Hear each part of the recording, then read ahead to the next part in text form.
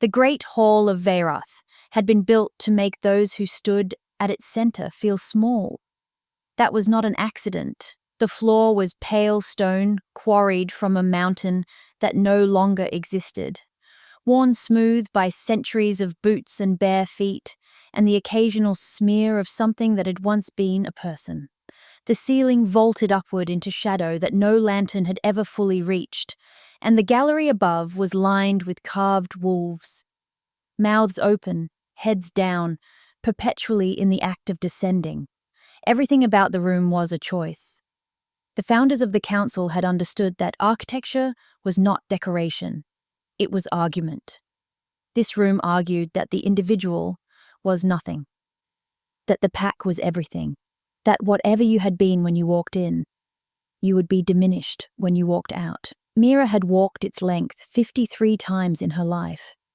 She counted them now, because it was better than listening. She stood at the center of the pale stone floor in the space the council called the place of honest accounting, which was what they named things they wished to sound fair. The chamber was full. Every seat in the gallery was occupied. 300 witnesses in total, as required by law. Their collective breath, a low, steady pressure in her chest. She did not look at them. She kept her gaze on the dais at the room's far end, where 7 figures sat behind a table of black iron. And she made her face into something that resembled calm, because calm was the last thing they could take from her, and she was not ready to surrender it. Elder Corvaine was speaking. He had been speaking for some time. He had a voice built for exactly this. Measured and sorrowful, the voice of a man who found no pleasure in necessary things, who bore the weight of difficult truths, so the community would not have to. She had heard it before. The timbre of it lived somewhere in her body as muscle memory, as a slight tightening behind her sternum, the way a scar tightens in cold weather. He was not a loud man.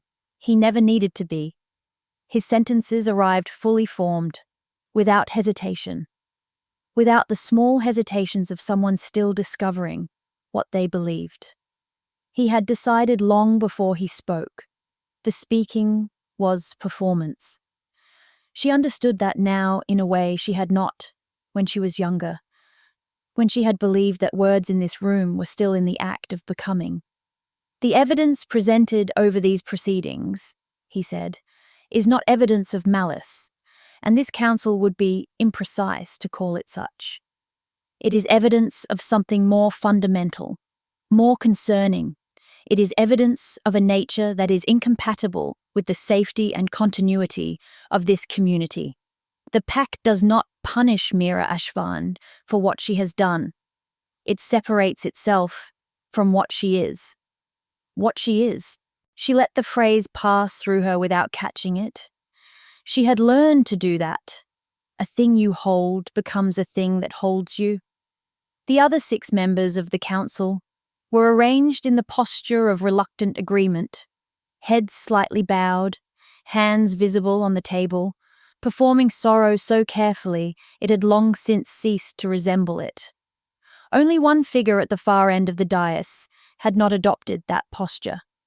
He sat with his spine straight, his hands still, watching her with an attention so precise it felt like a separate kind of pressure from the room's collective gaze. High Warden Callum Rice had not spoken during these proceedings. He had attended every session. He had not spoken once. She did not know what to do with that. Exile beyond the unmapped boundary, Corvaine continued. Effective at sundown. The terms of separation are permanent unless recalled by unanimous council decree. The pack releases Mira Ashvane from its obligations of protection. The pack withdraws its recognition of her blood right. The pack returns her to the world as she came into it, which is to say, alone. The gallery was silent, not shocked. The verdict had been visible from the moment the proceedings began, but performing the solemnity the moment required. The carved wolves above the gallery stared down with their empty stone eyes. The lanterns on the iron pillars burned steady in the windless air. Mira breathed. She thought of the first time she had shifted, at 12 years old in the woods behind her mother's house, the world expanding suddenly into smell and sound, and the long silences between things. The way the dark, between the trees, had become transparent, every shadow holding its actual contents available to her at last. She thought of her mother's face when she came home with bark still caught in her hair, her mother's hand against her cheek, the relief and fear in equal measure, because her mother had known, even then, what her daughter's nature would eventually cost them both. She thought of 100 ordinary evenings, 100 meals eaten at the table of a pack that had tolerated her because it had not yet found the language for what it wanted to do. Now it had found the language. Does the condemned wish to address the council? The question was required by law and expected by no one.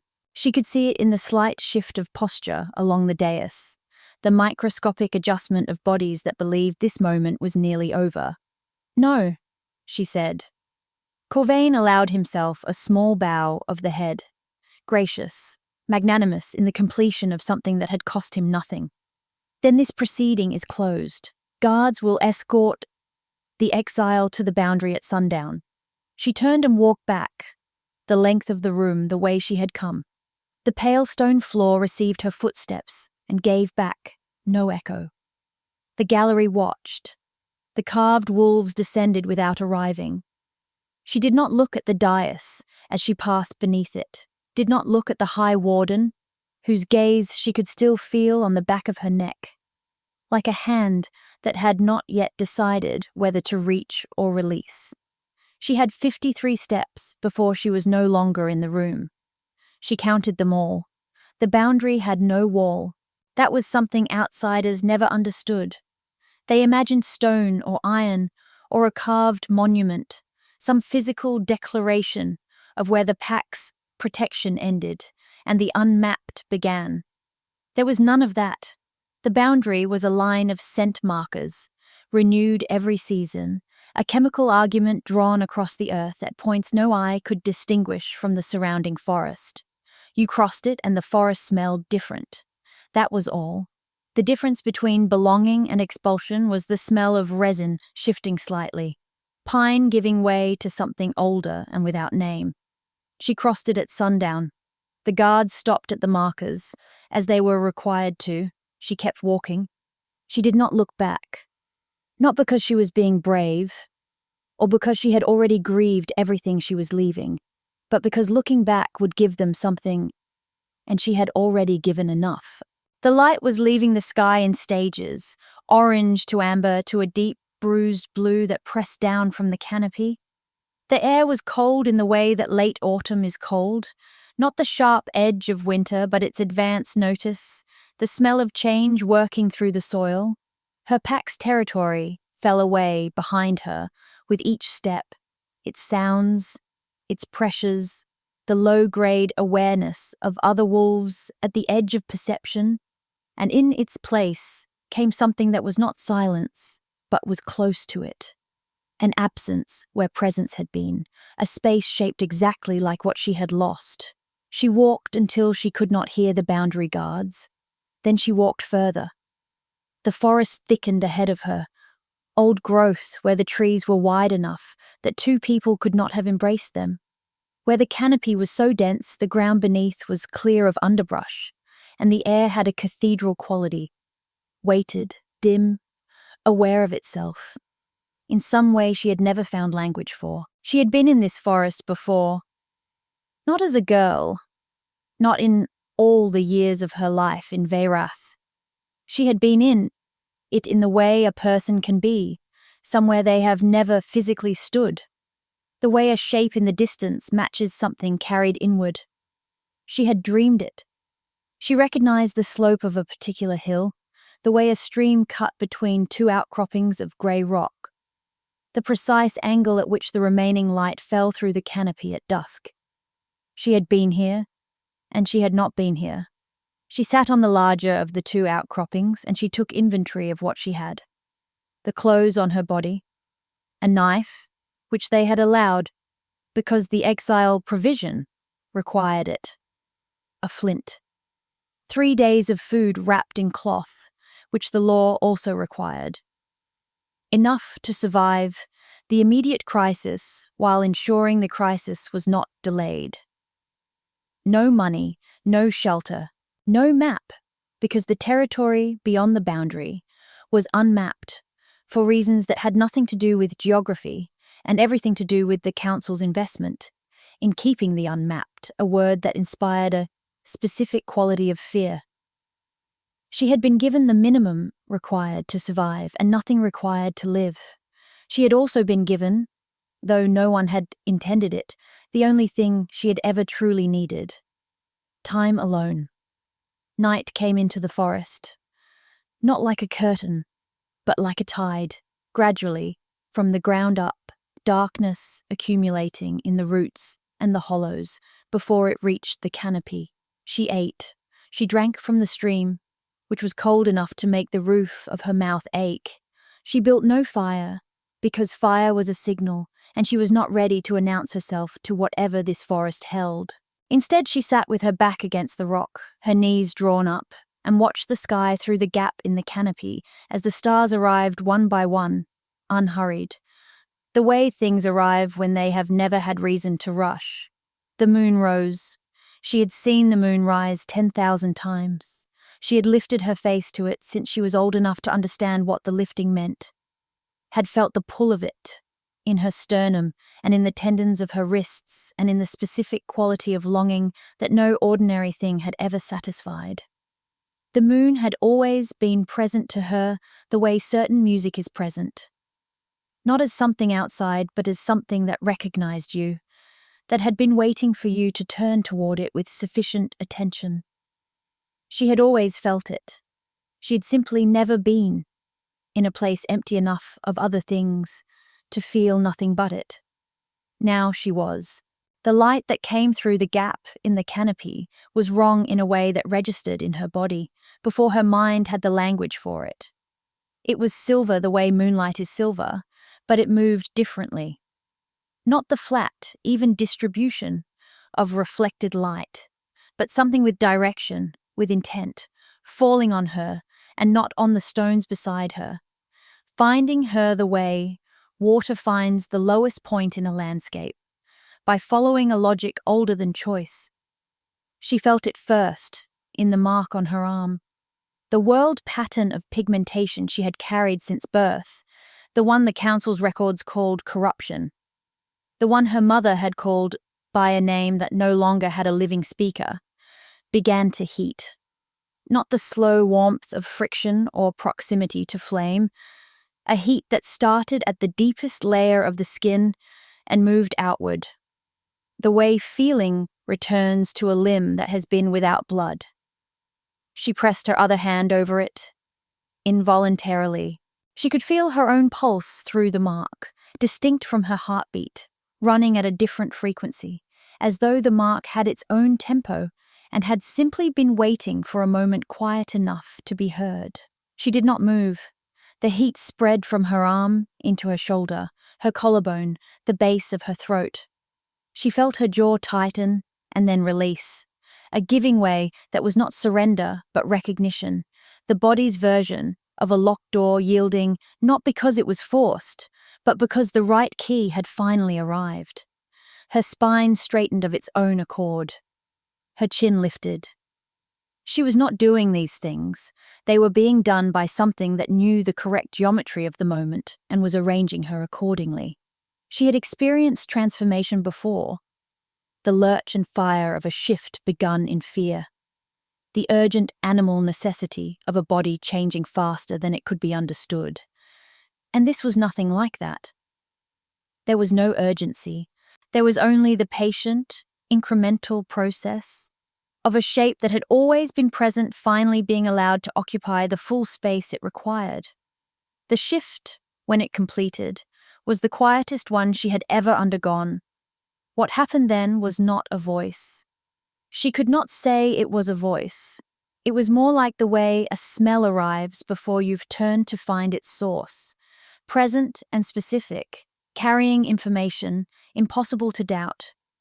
She felt the moon's attention on her the way you feel a hand laid flat on the crown of your head, the full, still weight of it, the weight not of burden, but of acknowledgement, of something that has been watching long enough to no longer need to announce itself.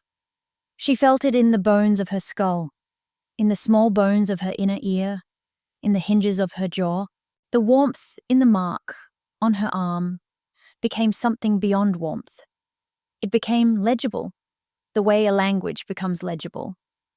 When you have been long enough among its speakers, the shapes finally cohering into meaning, she understood, with a certainty that arrived through the body before the mind could dispute it, that the mark had never been a corruption. It had been a lock, and the lock had been placed there not to contain her nature, but to protect it, to keep it sealed and dormant inside the territory of a pack that would have destroyed it if it had recognized it, to carry it safely through 26 years of managed suppression until the moment the council exiled her, which was to say, until the moment she was finally outside the boundary of everything that had been blocking the frequency. They had exiled her into the exact conditions her coronation required. She remained in that form until the light shifted. Then she returned to herself slowly, deliberately, the way you handle something you have just understood the value of. She sat again on the rock. The warmth in her arm had not faded. She pressed her fingers to the mark and felt it. Different now, in a way that she did not yet have words for, like a door that has been opened and cannot be closed again, and she was beginning to understand was never meant to be. The stream continued its conversation with the stones. The old trees held their centuries of silence around her. She was still cataloguing the changed feeling in her arm when she heard the footstep. One, deliberate. To the northeast, where the old growth thinned slightly, and the approach to the stream was clear enough for someone who knew what they were doing to traverse in full dark without sound, unless they wanted to be heard. The pause that followed the single step was the pause of a person waiting to see whether their announcement had been received. Not hesitation, but courtesy. The acknowledgement of a threshold. She did not reach for her knife. She already knew the footstep. She recognized the specific weight of it, in the same way she recognized the warmth in the mark, not as new information, but as the confirmation of something already lodged in the body's long memory, the quality of it, the patience inside it. Callum Rise stepped into the gap in the canopy, where the moonlight fell. She did not speak. She looked at him. This man who had sat silent through 53 days of proceedings and attended everyone, who had watched her with an attention she had chosen not to examine too closely because what she found when she examined it raised questions she was not positioned to answer while the proceedings were still underway. He looked back at her with the same directness he had looked at her in the hall. He was not performing anything. He had come here in the dark with no performance available to him, and this, more than any other single fact, was the thing she did not know how to hold. "You shouldn't be here," she said. "No," he agreed. He did not move closer. He stood at the edge of the light with his hands at his sides. "I know." She waited. He did not fill the silence with explanation. She respected that more than she wanted to. "Your presence here can be read as a challenge to the Council's authority." "Yes. It can cost you considerably." "Yes." A pause. "I know what it can cost." The silence that followed had a temperature she could not account for. By the season, or the dark, she had noticed this quality before, in the careful managed distances of 3 years. The way the silence Callum Reyes inhabited was different from other silences, something attentive in it. Something that did not press, but was unmistakably present.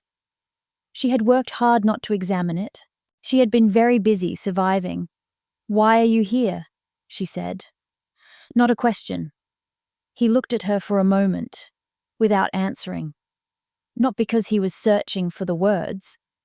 She had learned that about him, that he did not search while visible, that he arrived with what he meant to say already formed. The pause was something else. The pause of a man looking at a calculation he had run many times in private, and had chosen to speak aloud for the first time. "I voted against the exile," he said, 6-1. "I want you to have that information." "A dissenting vote is sealed in the record," she said.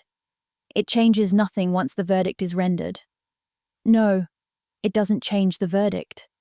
He held her gaze. "But you should know it existed." She studied him in the moonlight. It was a face that had learned restraint young. She could see the architecture of it, the places where emotion had been disciplined into containment across many years. She could also see, in the small muscles around his eyes, and in the set of his jaw, the evidence of what the discipline had not fully covered. She read bodies without deciding to. Bodies did not have the luxury of revision. "What do you want from me?" she said. Something moved at the corner of his mouth. Not a smile, the motion that precedes a smile when the smile is suppressed. "Nothing that can be answered tonight. I was exiled at sundown. Tonight is the last time I have that doesn't come attached to consequences." He considered that. She watched him do it, genuinely, the visible effort of someone working through something that mattered. This was the quality she had never been able to dismiss. Through all 3 years of proceedings, and every carefully managed interaction that preceded them, he thought in front of her. He did not arrive with conclusions already polished. He let her see the process. It was an unusual kind of vulnerability in a man who held the amount of power he held. She had never decided whether to trust it. She had not decided yet. The forest moved around them, wind through the high canopy, the stream finding its way among the stones, the distant sound of something settling in the old growth to the west. Small sounds, ordinary sounds. The nighttime vocabulary of a place that had been here long before either of them and would be here long after.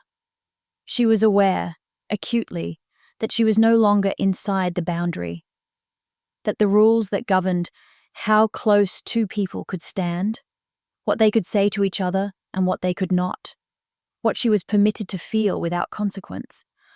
Those rules belonged to a territory she had just been permanently removed from. She did not yet know what to do with that.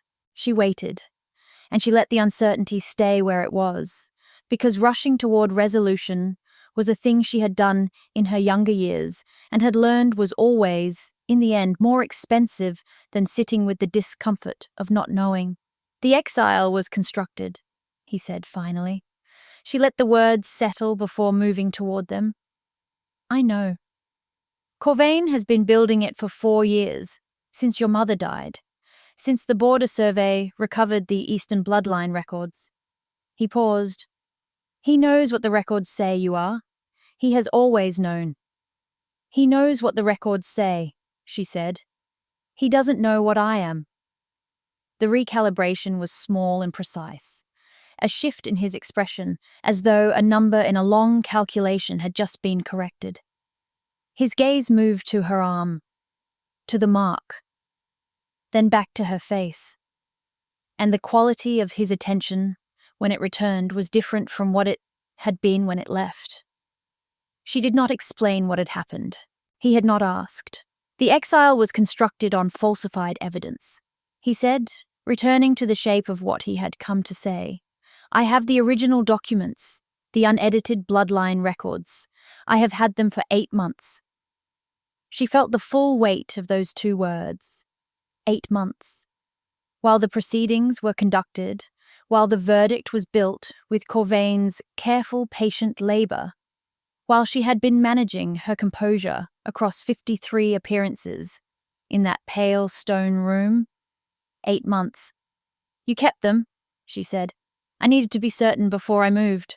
Corvaine is meticulous." A beat. "I needed to be more meticulous. And now? He looked at her steadily.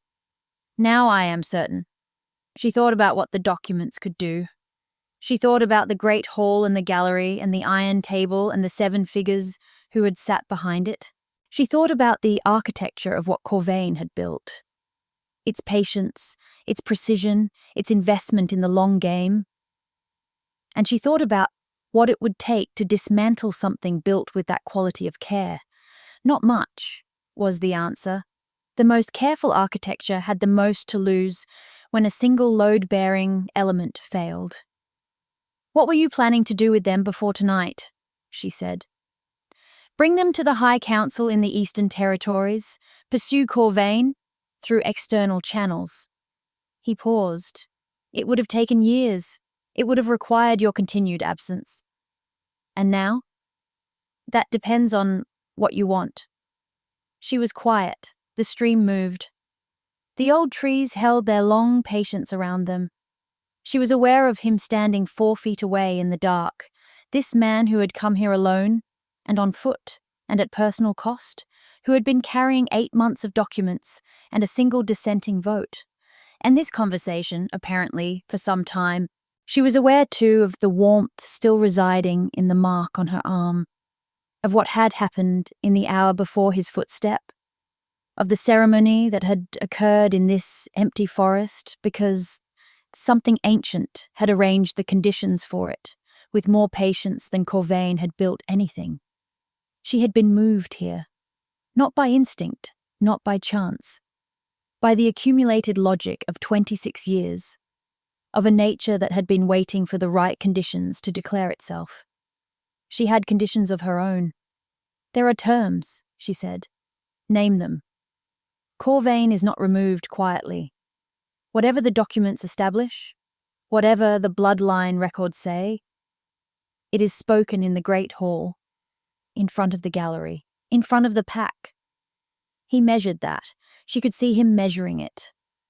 The procedural complexity, the risk that public confrontation introduced, the irreversibility of it. She could also see him arrive, as she had already arrived, at the understanding that there was no version of this ending that was worth having if it was conducted in the margins. Yes, he said, and what I am is spoken aloud in that room, not managed, not reclassified in the records and announced through administrative channels 6 months later. The word that names what I am is spoken in the place of honest accounting by someone with the authority to make the speaking binding. He held her gaze for a long time. The stillness in his expression was not uncertainty. It was the stillness of a man looking at the full geometry of a thing before he stepped through it. That would change what the council is, he said. What authority means in Veyrath. It would be permanent. Yes. There would be no quiet version of what comes after. I know. The pause that followed was the longest one yet, not ambivalence. She had learned the difference. The pause of someone accounting for everything, the visible and the not yet visible, the cost and the consequence and the territory on the other side that neither of them could see in its entirety, but that one of them had apparently decided to enter regardless. Yes, he said. The word was the same word he had used twice before. The meaning was not the same. She heard the difference. She thought he knew she heard it. She stood from the rock. She gathered her knife and her flint and the cloth of remaining food, and she looked at him. This man standing in the moonlight with no performance left in his body, who had voted against the mechanism that exiled her, and then followed her into the Unmapped, with documents and a specific quality of attention she had chosen all these months not to name. She had not named it yet. She was not certain this was the right moment. But she also took a step toward the northeast, toward the thinned old growth through which he had come, and she did not ask him to walk ahead. They did not return the next morning. They returned on the 5th day at midday, when the light was at its most direct, and the great hall of Veyrath could not be made into shadow. She walked in from the east, with the High Warden 4 steps behind her, which was not protocol.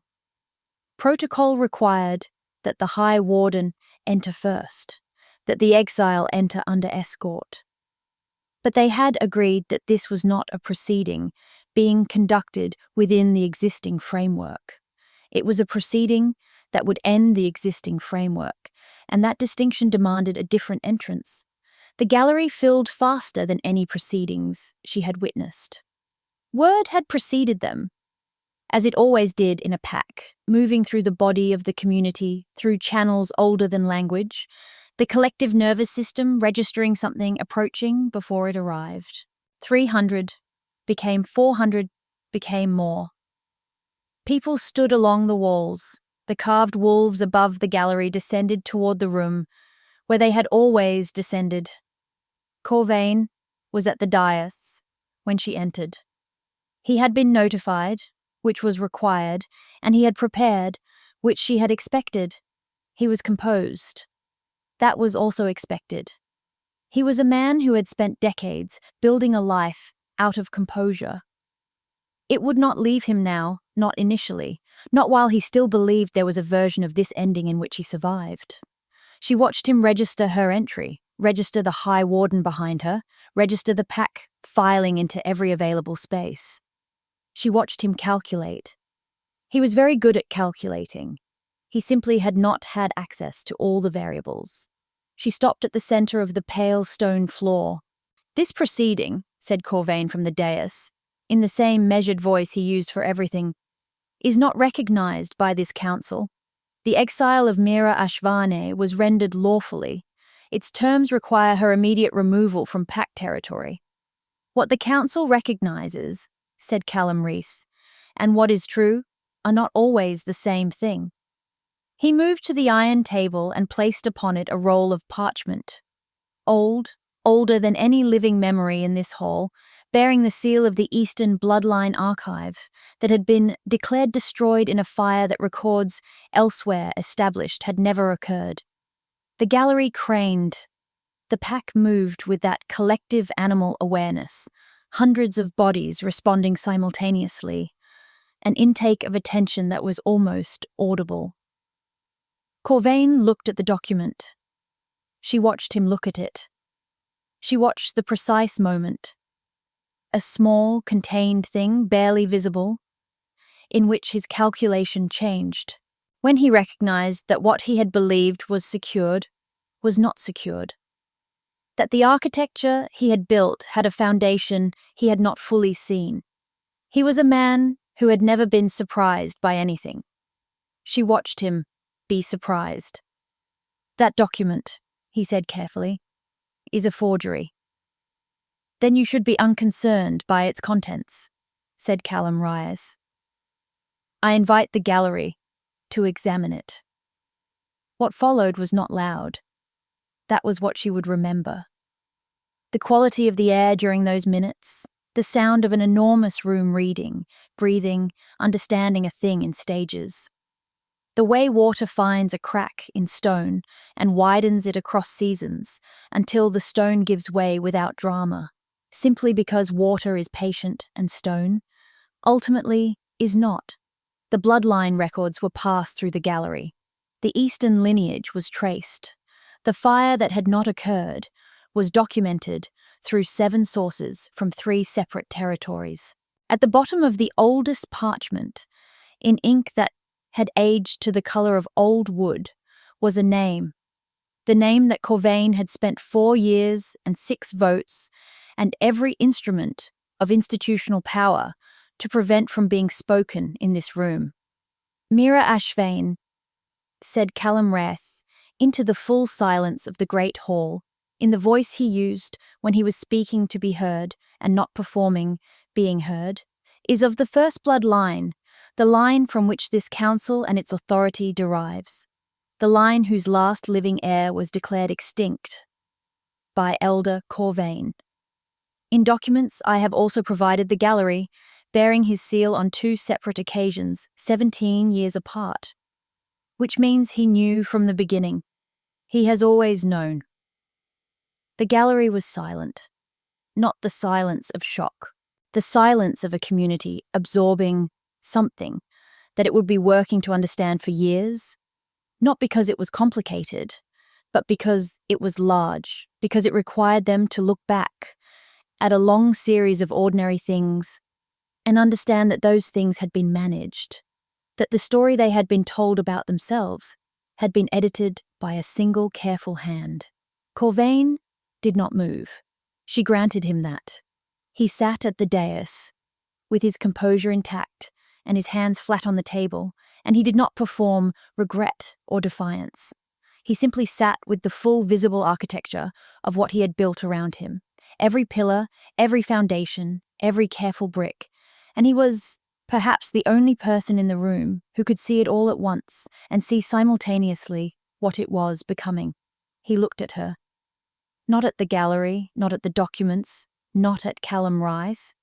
At her, with those intelligent, careful eyes that had looked at her for 4 years and understood her nature and built a machine to remove it. She found in his expression something she had not anticipated, something that was not admiration and not contempt, and occupied the territory between them.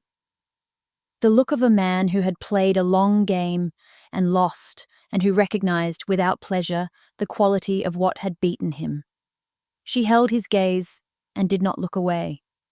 "The exile," he said at last, in that sorrowful measured voice, composed even now, was rendered for the protection of this community. "By a man who falsified the records justifying it," said Callum Rice. "I acted in what I believed to be the best interests of the pack." "You acted," she said, and her voice was calm in the way stone is calm, in the way things that have survived specific pressures over long durations are calm, in the best interests of your position. Those are not the same thing. You have spent considerable effort making them appear so. He had nothing to say to that, not because it was unfair, because it was precisely right, and he was not a man who contested precision. "The proceedings are not closed," she said. She turned from the dais. She turned to the gallery, to the 400 or more who had filed into this room, because something was occurring, and bodies understood before minds could name it. The exile was unlawfully rendered on falsified evidence. The Council's own law requires that an unlawful exile be reversed by formal declaration. I am here to receive that declaration. She paused. I am also here to ask a different question of this council than the one it has spent 4 years asking of me. She raised her marked arm. In the direct light of midday, falling through the hall's high windows, the world mark was visible to every person in the room. Visible, too, was what the night in the forest had done to it, the deepening, the clarification, the way the pattern had resolved into something sharper than it had been, the way it held the light without absorbing it, like water holds a reflection, like old metal holds a history. She felt the warmth of it from the inside, the warmth that had lived there since the moment in the forest when the light had found her and arranged her into the shape she had always been. She felt it at the back of her throat, in the hinge of her jaw, in the specific heat behind her sternum that had never been anxiety. She understood now, had never been the wound she had spent 26 years managing. It had been this. It had always only been this, waiting. "The question," she said to the hall, "is not whether the pack recognizes what I am." The lanterns on the iron pillars burned without movement, in the windless air. The pale stone held its sentries. "The question is what the pack intends to do, now that it knows." Callum Rice turned to face the gallery, standing beside her, not behind, not performing the architecture of authority or protection. Beside. The gallery saw it. The pack saw it. It was itself a kind of declaration, rendered not in words, but in the language bodies speak when they choose proximity. "I recognize Mira Ashvane as of the first blood line," he said. "As heir to the authority, this council was convened to serve and has, under Corvaine's stewardship, corrupted. He looked at the dais, at each of the 6 remaining elders in turn. I asked the council to recognize the same, or to explain, in this room, in front of these witnesses, the basis for its refusal. The hall waited. At the near end of the dais, Elder Davon Sora, the youngest of the 7, the one who had been an apprentice under Mira's mother 2 decades ago, and who had attended the proceedings with an expression she had mistaken, until now, for neutrality, sat for a long moment with his hands pressed flat against the table. His hands were not still. She could see the effort it was costing him. The visible war between the man who had spent 20 years building a position within an institution and the man who had learned the craft of the land from a woman he had respected and who had watched that woman's daughter stand in this room 53 times. He looked at the parchment.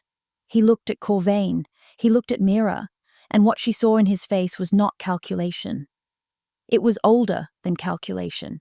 It was the expression of someone arriving, at cost, at a thing they had known for some time and had not yet been willing to speak. He stood. "Recognized," he said. His voice was unsteady in a way that the word deserved. Then another elder, then a third, then 2 more in close succession, their chairs scraping back from the iron table with the sound of things being pushed away from. The 6th elder was Helene Voss, who had held her seat on the council for 38 years, and who had survived 4 High Wardens and 3 restructurings and the kind of institutional weather that destroyed everyone around it by having the precise quality of judgment required to know when a thing had ended and a new thing had not yet begun. She sat with her hands folded and her spine upright, and she looked at Corvaine, who still did not look back, and she looked at the parchment, and she looked at Mira's raised arm, at the mark, at the light it held, and she was quiet for long enough that the gallery held its breath, long enough that Mira could feel the weight of it. Then Helene Voss stood, and she did not say the word quickly, and she did not say it as though it were a formality. She said it as though she was sealing something. Recognized. Corvaine sat alone at the iron table. He had not been asked to recognize anything. His voice in this moment was not required. What he had built required his voice to function. What was replacing it did not. She lowered her arm. She looked at the great hall. The pale stone, and the high ceiling, and the lanterns on the iron pillars, and the gallery above, where the wolves were still and had always been still, where 400 people were watching with the combined weight of a community that had just witnessed something it did not yet have language for and would be working toward language for years. She felt the mark on her arm. She felt the warmth of the night before last, the light that had been warm when moonlight was not warm, the ceremony that had occurred in an empty forest because something had been waiting for her to arrive in a space cleared enough for the full shape of her to finally be recognized. She did not feel victorious. Victory was about defeating something, and she had not come back to this hall to defeat anything. She had come back because the thing built to exile her had, in its construction, revealed every crack in its own foundation, and those cracks were older than Corvaine's careful architecture, older than the falsified fire and the edited records and the 4 years of proceedings. She had come back because Exile, as it always does, teaches the exiled the exact shape of the system exiling them, and the shape had not been as solid as it appeared from the inside. She had learned this from a stream's conversation with its stones, from the patient quality of old trees, from a ceremony conducted in a forest by a light that had no business being warm. "The council will be restructured," she said to the hall, to the gallery and the pale stone and the carved wolves perpetually descending toward a floor they had never reached. "The terms will be presented by the High Warden and ratified by a full pack assembly within 30 days. The process will be public. Every session will be open. The founding documents will be restored and made available to every member of this community who wishes to read them. She looked at the 5 elders who had stood, at Devan Sora, whose hands had been unsteady when he spoke the word, at Helene Voss, who had sealed it as though it mattered. None of you are removed. You chose correctly when it counted. I will remember that. She looked finally at Corvaine. You are removed, she said. Not with anger, not with satisfaction, with the same composed precision with which he had once pronounced her exile. Not for what you did to me, for what you did to the pack, which is to tell it a story about itself that was smaller than the truth, because the truth was large enough to contain things that threatened your position. That is the only crime I am not able to forgive. She let that settle, let it exist in the room with its full weight. The law will determine the rest. He looked at her. He was still composed. He would always be composed. It was the one thing he truly owned. And she was not going to take it from him, because taking it would prove something about her that she did not wish to prove. She turned from the dais.